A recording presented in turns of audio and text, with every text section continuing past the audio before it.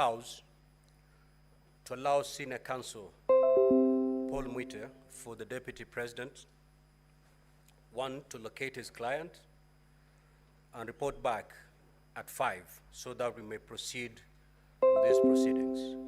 Senior Counsel Paul Mwite, you may now inform the House so that we proceed. Mheshimiwa Speaker, through you, I would like to inform honorable senators that I've been able to contact the doctors at current hospital. There are a number of doctors, a team of doctors, who are looking after the Deputy President. Because of his condition, I was not able to directly talk to him on the advice of his doctors. He said he must have complete rest for the time being. I was, however, informed by his doctors that he is currently suffering intense chest pains. I did not want to inquire beyond that, Mheshimiwa Speaker. But just in order to perhaps save the time of this Honorable House, let me, as I sit down, invite Mr. Speaker and the House to look at Article 145 of the Constitution, sub-Article 6. Mheshimiwa Speaker, sub-Article 6 of Article 145 says, if the special committee reports that the particulars of any allegation against the President, of course it applies for the Deputy President. If you go to B, have been substantiated, the Senate shall, after according the President an opportunity to be heard, vote on the impeachment charges. Mheshimiwa Speaker, we are aware that this Honorable Senate made a decision to hear the charges in plenary, so that what we are doing in these proceedings, I would suggest and submit we are proceeding under sub-Article 6B.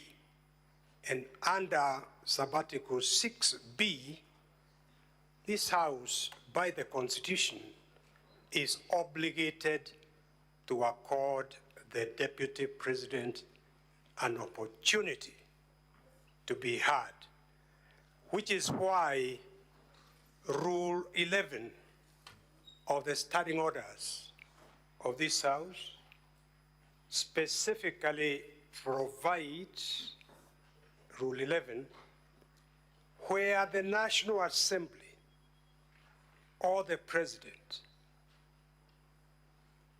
chooses not to appear, and I would like to submit that the Deputy President has not chosen not to appear. The choice of the language chooses to appear in Standing Order number 11 is to be read with the Constitution Article 145, sub-Article 6, which obligates this Honorable Senate to accord the Deputy President an opportunity to be heard. So I do leave the matter in your hands, Mr. Mheshimiwa Speaker and Honorable Senators. I would suggest Article 145, the sub-article I've read, sub-article 6B, doesn't have a time limit of 10 days. give the Deputy President in the interest of justice, given the weight of removing a Deputy President from office, give him a couple of days. I thank you. So if I get you correctly, Senior Counsel Paul Mwite, it is your application to the Senate that your client be given a couple of days. Now, a couple of days doesn't mean much. That is the application.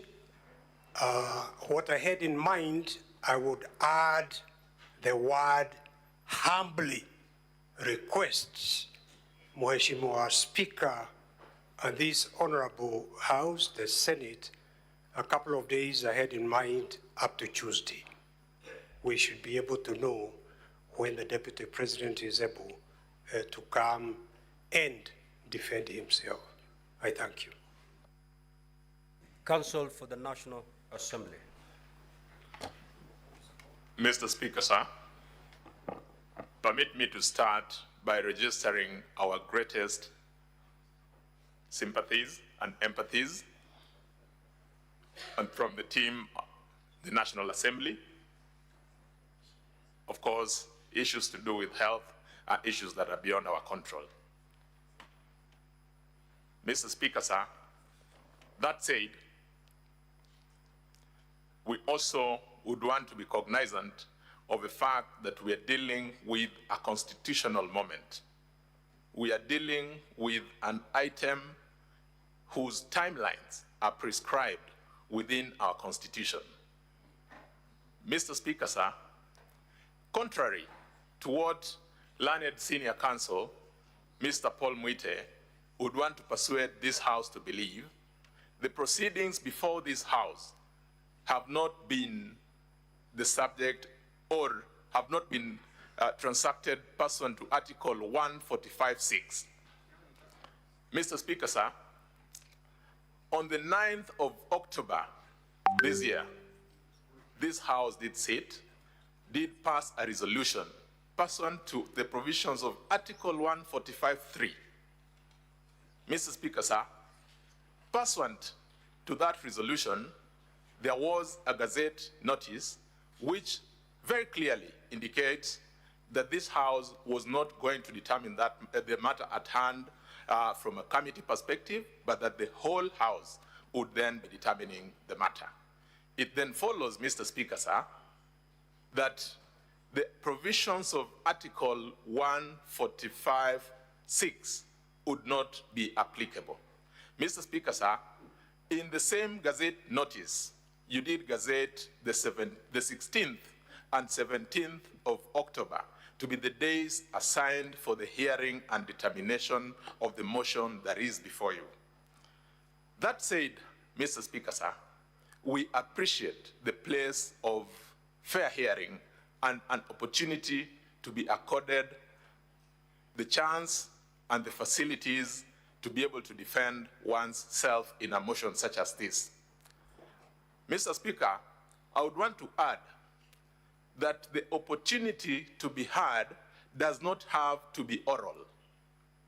The rules of this House permit that parties appearing could elect to be represented, they could elect to come in person, they could file documents. Mr. Speaker, sir, His Excellency, the Deputy President, has participated robustly in the proceedings, both before the National Assembly, where they filed a very, very detailed replying affidavit and a response. Mr. Speaker, sir, if my memory serves me right, let me just make a quick reference. Before the National Assembly, His Excellency, the President, did file a response dated the 8th of October 2024. When the proceedings before this House began, His Excellency, the President, the Deputy President, again filed a very robust response dated the 12th of October 2024. Mr. Speaker, sir, up to this point in time, His Excellency, the Deputy President, together with his team,